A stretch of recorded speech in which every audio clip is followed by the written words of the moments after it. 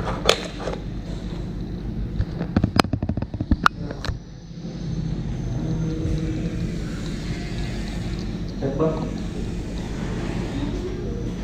baik. Assalamualaikum warahmatullahi wabarakatuh. Waalaikumsalam warahmatullahi wabarakatuh. Alhamdulillah kita dapat bertemu kembali di pertemuan hari ini dalam keadaan sehat walafiat. Sehat ya semua ya? Alhamdulillah. Oke, seperti biasa hari ini kita akan mengulas kembali tentang materi pembelajaran sosiologi pendidikan mengenai konflik sosial. Namun sebelum kita melakukan pembelajaran hari ini, alangkah baiknya kita berdoa semoga pembelajaran hari ini dapat bermanfaat untuk kita semua. Berdoa menurut kepercayaan masing-masing dimulai.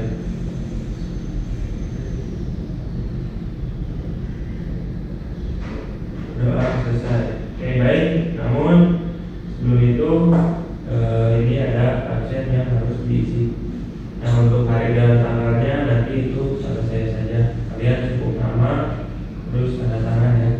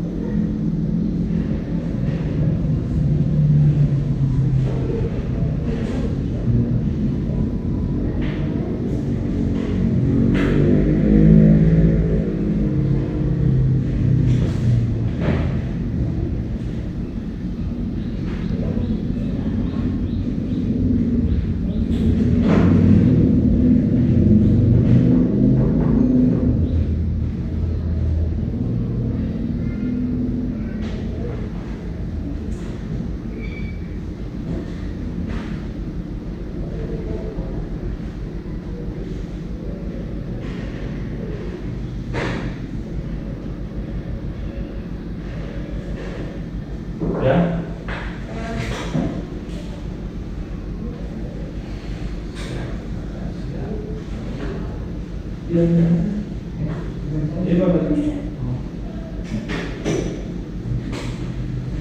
Oke, kita langsung saja ya. Judul dari materi hari ini yaitu mengenai konflik sosial.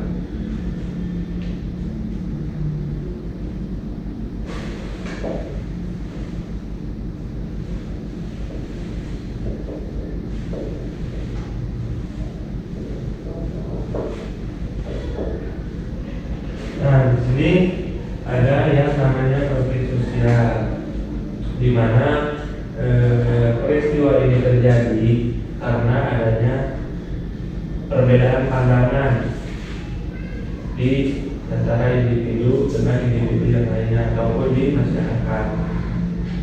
Mereka memiliki perbedaan peluang sesuai dengan karakteristik mereka sendiri. Misalkan ada hal-hal yang lain yang mereka lihat dari perbedaan tersebut, ataupun kelompok-kelompok tertentu yang memiliki perbedaan dengan kelompok yang lainnya seperti itu. Nah, untuk teori konflik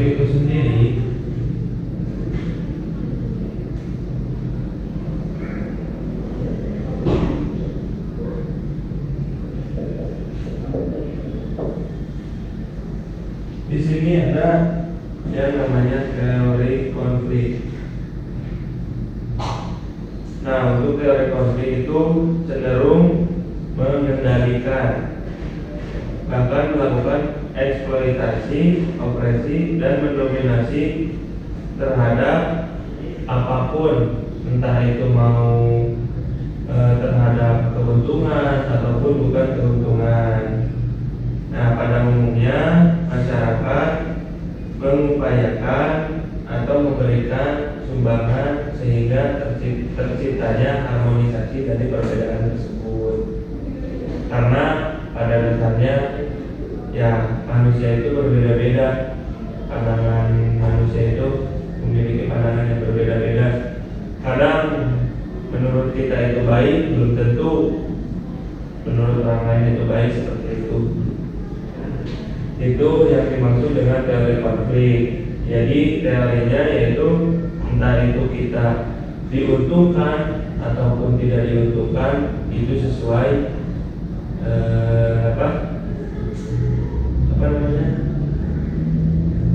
apa yang kita lihat. Kalau menurut kita itu menguntungkan ya syukur, kalau tidak pun tidak apa-apa. Nah, di sini dilanjutkan dari teori konflik itu sendiri. Dalam hal ini, kendali yang memiliki kekuasaan ataupun kontrol itu diarahkan untuk memproduksi ketidakadilan di masyarakat. Demikian pula kontrol negara untuk melegitimasi ide yang memperkuat privilege kelompok yang dominan. Misalkan kelompok yang dominan itu kita ambil contohnya itu dalam hal beragama ya. Kita kan negara yang ada di Indonesia itu beragam. Misalkan yang gedenya itu yang dominan itu agama Islam. Yang mau tidak mau kita misalkan saling menghargai dengan agama yang lain seperti itu. Nah, dalam hal ini pun negara harus mengkontrol ketidakadilan di masyarakat. Maksudnya ketidakadilan itu ya tadi, kalau misalkan kita berada di lingkungan di lingkungan Kristen, sedangkan kita Islam, yang mau tidak mau kita harus menerima hal tersebut seperti itu.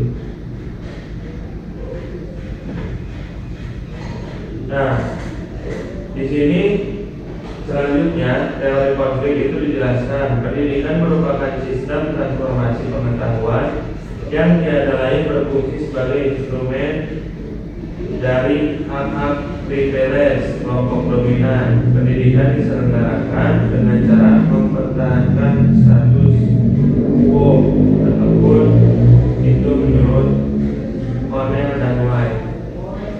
Nah, di sekolah anak-anak berasal dari kelas bawah akan menjadi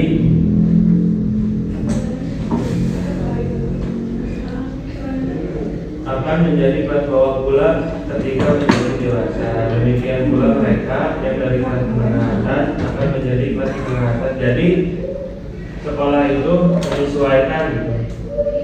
Kalau misalkan anak tersebut memasuki kelas bawah itu kan SD, kita tuh kan ada SD, SMP, SMA. Kalau misalkan anak tersebut masih berada di kelas bawah dan tidak mungkin langsung ke SMP ataupun ke SMA. Begitupun ketika menjadi dewasa mereka berada di kelas menengah, nah akan menjadi kelas menengah pula seperti itu. Nah, di sini ada yang namanya cara berpikir sama.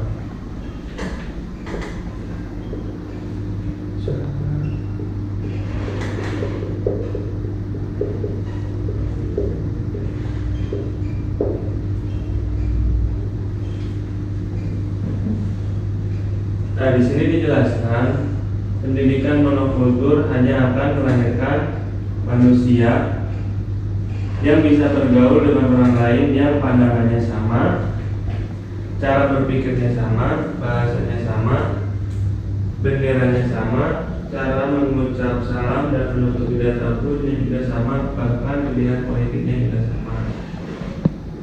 Jadi pendidikan itu walaupun kita berbeda-beda harus menciptakan pola berpikir manusia yang sama. Mungkin dalam artian sama itu ketika ada sesuatu yang kurang menguntungkan bagi kita, itu tidak apa-apa. Jika seandainya itu dianggap menguntungkan untuk kita, itu sangat baik. Nah, jadi kita tuh harus melihat cara pandang tersebut, apakah itu baik untuk kita ataukah itu buruk untuk kita. Jadi perbedaan itu merupakan sesuatu yang wajar ya, karena pada dasarnya manusia itu mempunyai pola pikir yang berbeda-beda. Jadi kalau tadi itu pendidikan monokultur, sekarang pendidikan.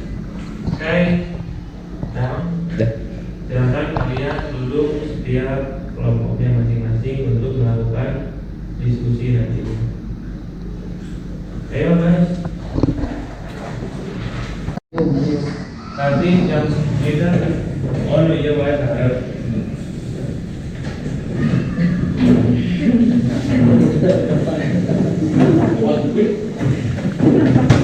Nah ini konflik keluarga atau konflik di sekolah.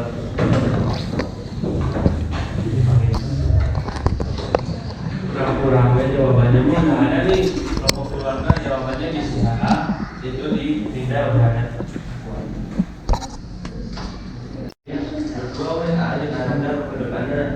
Ya, itu tidak sama si A ke depannya berdua. Oke. Oke, sekarang saya akan menyebutkan pemaparan mengenai kategori konflik yang ada di sekolah. Pernyataannya adalah perbedaan pendapat ketika rapat ekstrakurikuler di sekolah bisa menyebabkan terbentuknya kelompok setuju dan tidak setuju. Cukup? Sekarang kategori konflik yang ada di keluarga. Pernyataannya, perbedaan pendapat dengan orang tua untuk mengikuti kegiatan ekstrakurikuler di sekolah itu bisa menjadi perdebatan. Cukup ya? Silakan kalian berdiskusi. Nanti kalau dikira sudah siap jawabannya, kalian akan mempresentasikan jawaban tersebut di depan sesuai jawaban yang sudah ditulis sama kalian di kertas. Oke, maka silakan.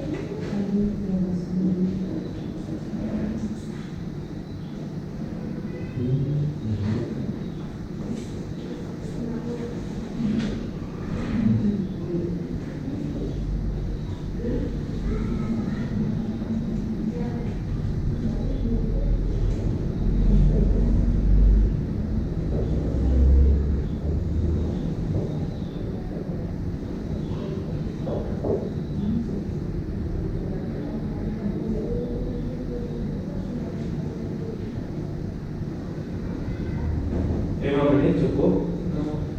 Cukup. Ya.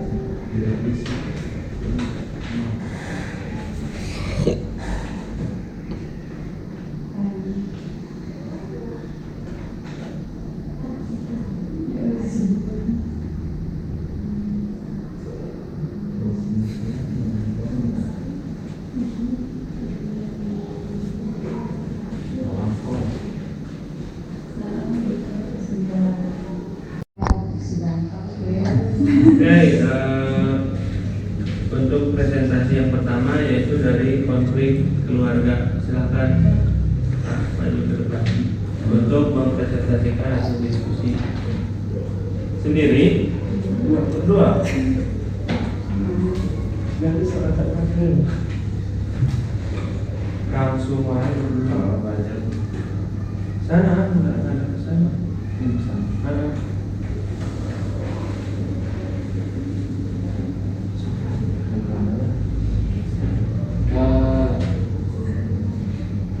Saya dari kelompok penyelesaian konflik di lingkungan rumah. Dalam penyelesaian pernyataan perbedaan pendapat dengan orang tua. Perbedaan pendapat dengan orang tua untuk mengikuti kegiatan ekstrakurikuler di sekolah itu bisa menjadi perdebatan.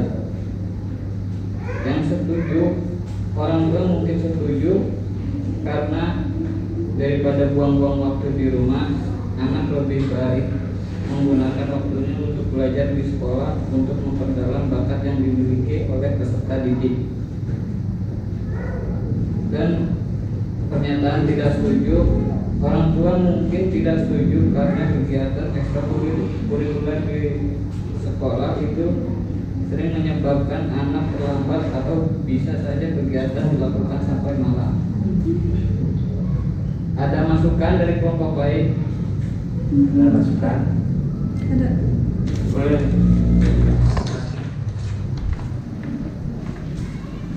Silakan saya bertanya dengan Ketika membaca, orang tua selalu mendukung apa yang anak inginkan.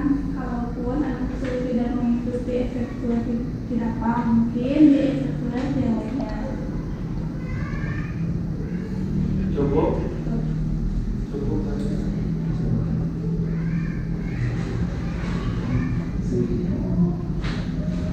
Kesimpulannya adalah menyerahkan keputusan kepada masing-masing peserta didik dan orang tua, dan dibuat jadwal ekstrakurikulernya sesingkat mungkin sehingga tidak mengganggu waktu istirahat anak dan orang tua, bisa mendukung ekstrakurikuler apapun yang diikuti peserta didik. Itu kesimpulannya ya. Silakan ditutup, Pak. Cukup. Ya, sekian dari kelompok Kami sudah ikuti dari Assalamualaikum warahmatullahi wabarakatuh.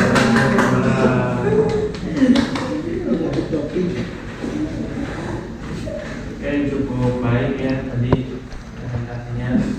Silakan untuk konflik yang ada di lingkungan sekolah mangga ke depan.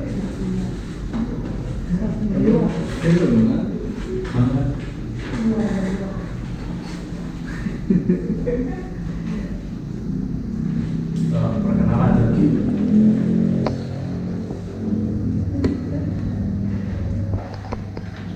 Perkenalkan, kita dari kelompok konflik. Perkenalkan, kita dari konflik sekolah. Nama saya Nida. Saya Diki. Kita mau menjelaskan perbedaan pendapat ketika rapat Ya, ekstrakurikuler. rapat ekstrakurikuler terbentuknya kelompok setuju atau tidak setuju. Nah, pendapat yang setuju, beberapa sudah setuju karena ekstrakurikuler dianggap bisa menumbuhkan potensi atau bakat yang dimiliki peserta didik. Dan yang tidak setuju, beberapa siswa mungkin tidak setuju karena ekstrakurikuler dianggap hanya menghabiskan waktu sehingga menyebabkan kita pulang terlambat. Ada yang So, dilempar. Apakah ada masukan dari kelompok ada. lain? Boleh, silakan. Faktor peserta didik itu berbeda-beda, baik bakat maupun potensinya yang dimiliki itu berbeda-beda. Mungkin saja ada peserta didik yang menyukai kegiatan positif di luar, dan ada juga yang menyukai atau mengembangkan potensinya di sekolah, sehingga anak tersebut menjadi betah untuk berlama-lama di sekolah. Cukup Pak? Cukup. Sekolah.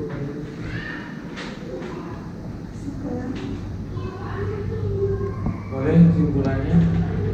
Boleh baca sama siapa?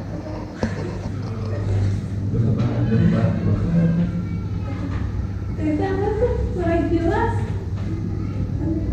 Apa yang bagian mana? Yang tadi intinya. Ulang. Yang tadi apa? Masukannya. Masukannya. Karakter peserta didik itu berbeda-beda, sekalipun bakat atau potensinya yang dimiliki pun berbeda. Potensinya yang dimiliki pun berbeda-beda. Mungkin saja ada peserta didik yang lebih menyukai kegiatan positif di luar, dan ada juga yang suka mengembangkan potensinya di sekolah, sehingga anak tersebut menjadi betah untuk berlama-lama di sekolah. Jadi kita dina ekstrakurikuler eta teh jadi kita sadaya murid. Jadi koyo di rumah atau mayakeun program eta. Jadi justru aya ngembangkeun murid oge kitu nu hoyong ekstrakurikuler ibaratna sepak bola. Iya. Cukup Pak? Untuk kesimpulannya nanti tinggal dipaparkan.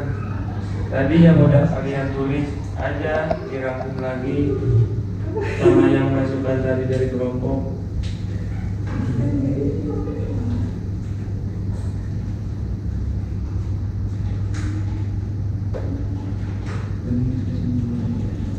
Lumayan Pak.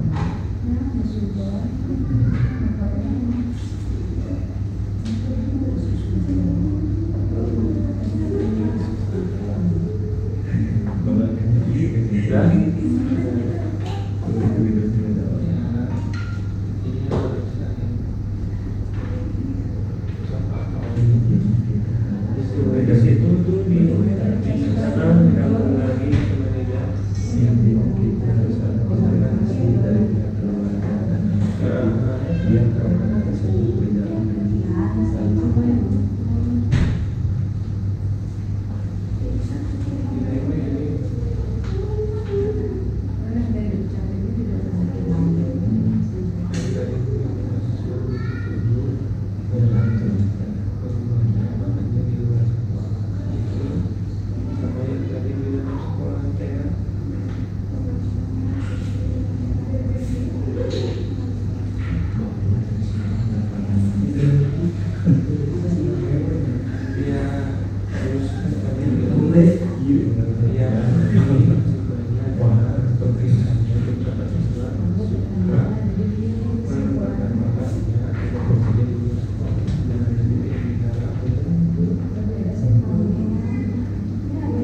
Oke, udah sok berarti kesimpulannya.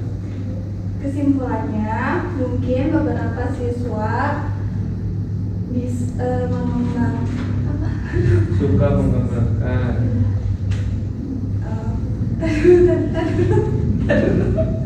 Aduh, ayo bantuin. Mungkin suka siswa bisa Iya, suka mengembangkan potensinya atau bermainnya di luar sekolah. Nah, ada juga yang tidak ada yang juga.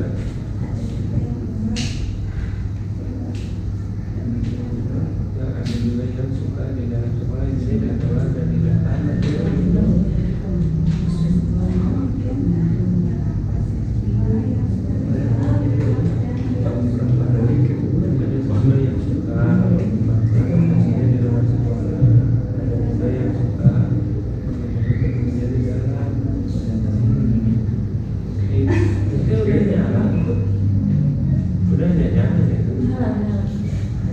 Berarti kesimpulannya apa ini?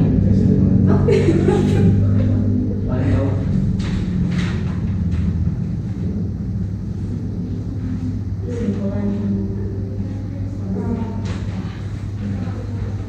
Kesimpulannya, mungkin menyerahkan keputusan kepada masing-masing peserta didik dan dibuat jadwal ekstrakurikulernya sesingkat mungkin, sehingga tidak mengganggu waktu istirahat, bisa mendukung ekstrakurikuler apapun yang diikuti peserta didik. Dan cukup sok ditutup. Wassalamualaikum warahmatullahi wabarakatuh. Waalaikumsalam warahmatullahi wabarakatuh.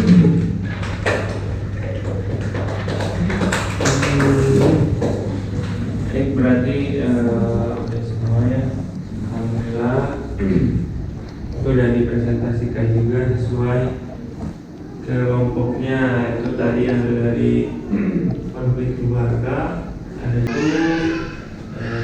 kegiatan rumah, ya ada juga yang tadi yang di sekolah mungkin saja peserta didik pun melakukan kegiatan-kegiatan positif di luar ya, misalkan seperti mengikuti kalau di sepak bola mengikuti SSB seperti itu. Nah, ada juga peserta didik mungkin yang suka mengembangkan potensinya di sekolah. Nah, biasanya itu yang ada di sekolah itu paskibra, futsal, mungkin ya balik lagi tadi ya, kesukaan orang itu beda-beda. Jadi apa yang kalian presentasikan itu sudah benar, jawabannya pun sudah benar, karena pada dasarnya selalu ada saja pihak yang diuntungkan dan ada juga pihak yang tidak diuntungkan, seperti itu. Mungkin itu saja. Silakan case-nya di ke depan dikumpulkan.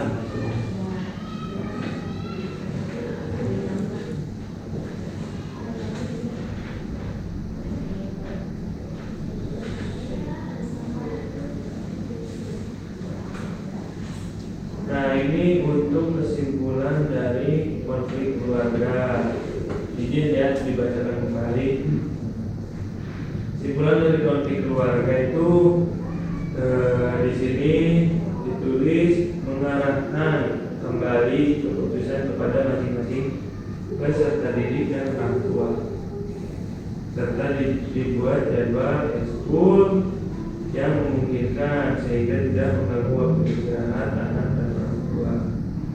Nah, kalau dari konflik sekolah itu ya tadi ada anak yang suka mengembangkan bakatnya di luar, ada juga anak yang suka mengembangkan potensinya di sekolah. Mungkin itu saja. Sebelum ditutup ada pertanyaan? Ya. Cukup. Nanti berarti kita akan kembali lagi di minggu selanjutnya dengan pembelajaran yang sama, yaitu sosiologi pendidikan, namun materi yang berbeda. Mungkin disebutkan ya. Sekian untuk pembelajaran ini. Sebelum bubar, alangkah baiknya kita mengucapkan hamdalah bersama-sama. Semoga pembelajaran hari ini dapat bermanfaat bagi kita semua. Sekian dari saya. Wassalamualaikum warahmatullahi wabarakatuh. Waalaikumsalam warahmatullahi wabarakatuh.